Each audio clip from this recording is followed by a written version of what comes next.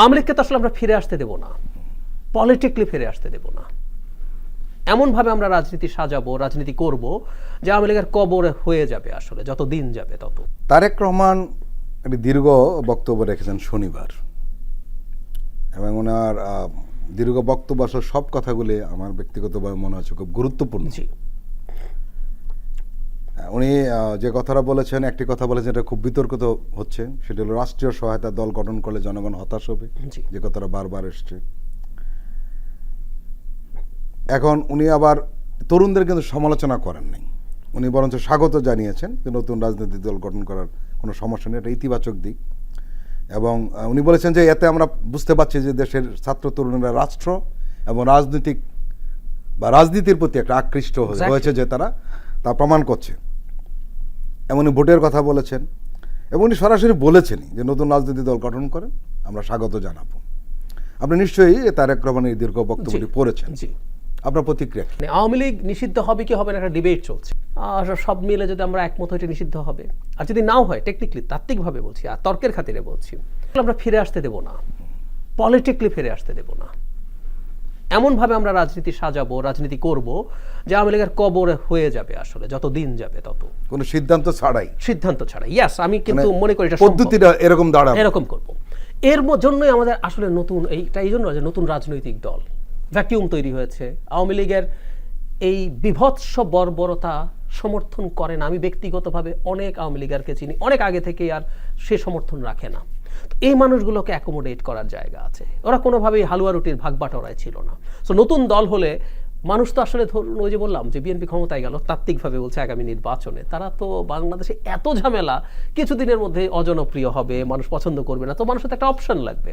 তো সেই অপশনটা ছাত্ররা বা আর কেউ তৈরি করুক, সো দ্যাট এভাবে আমরা মনে করি আওয়ামী লীগের কবর হয়ে থাকবে, আমরা এভাবে পলিটিক্যালি তাকে কবরে রাখতে চাই। তো সেটা যখন করবে, সেই বিবেচনায় ছাত্রদের দল হওয়া একটা অসাধারণ সিদ্ধান্ত। এটা খুব দ্রুত, তারা দেরি করে ফেলেছেন, তারা স্ট্র্যাটেজিক ভুল করেছেন বলে আমি মনে করি, কিন্তু এটা দ্রুত করা দরকার।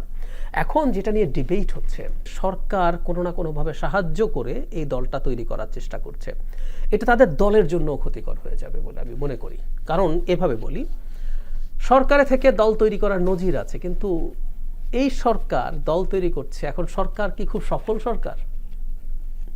সরকার এর সাথে আছে জানলে, কারণ এই সরকারের নানা কারণে সরকারের ব্যর্থতা মানুষের সামনে এখন প্রকাশিত, এর মধ্যে সব দায় তারও না, অনেক ডিজাস্টার ওই আগে কন্টিনিউশন হচ্ছে, কিন্তু দিনের শেষে হয় কি, মানুষ ভুলে যায়, মানুষ দেখছে আরে আমি তো এখন ভালো নয়, আমি কথা বলতে শুনছি মানুষজনকে, ফলে দায় সরকারের কাছে আসছে। এবং আমার মনে হয় এটা করলে ছাত্রদেরও ক্ষতিগ্রস্ত হবেন, ছাত্ররা তাদের দল ক্ষতিগ্রস্ত হবে।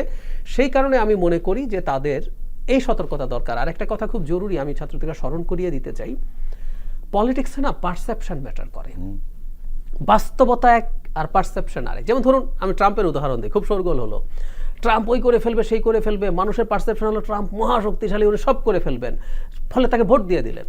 অথচ আপনি নির্বাচনের আগে যদি বলতেন, এই যে ট্রাম্প বলছেন আমেরিকাতে জন্ম নিলেই সেই শিশু আমেরিকান হবে না, উনি এটা চেঞ্জ করে ফেলবেন, জ্ঞান বুদ্ধি থাকলে মানুষ জানতো এটা আসলে করে ফেলা যাবে না।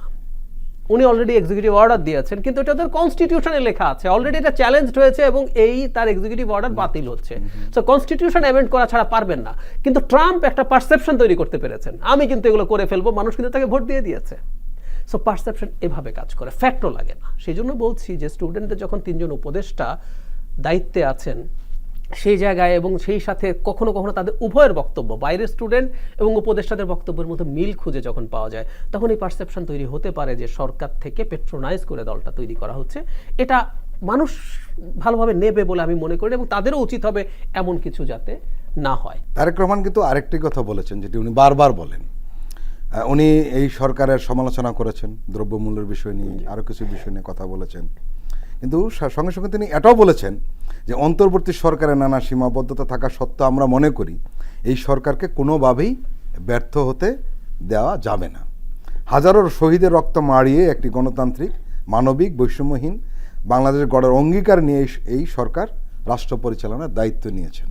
একদম তাই। যেমন ধরি আমরা, মানে এই সরকারের সমালোচনা আমিও করছি, আর শেখ হাসিনার সরকারের বিরুদ্ধে 13 বছর সমালোচনার ইতিহাস আছে, লিখে বলে নানানভাবে। তখন প্রতিটা সমালোচনার উদ্দেশ্য ছিল সরকারকে কিভাবে ধ্বংস করা যায়।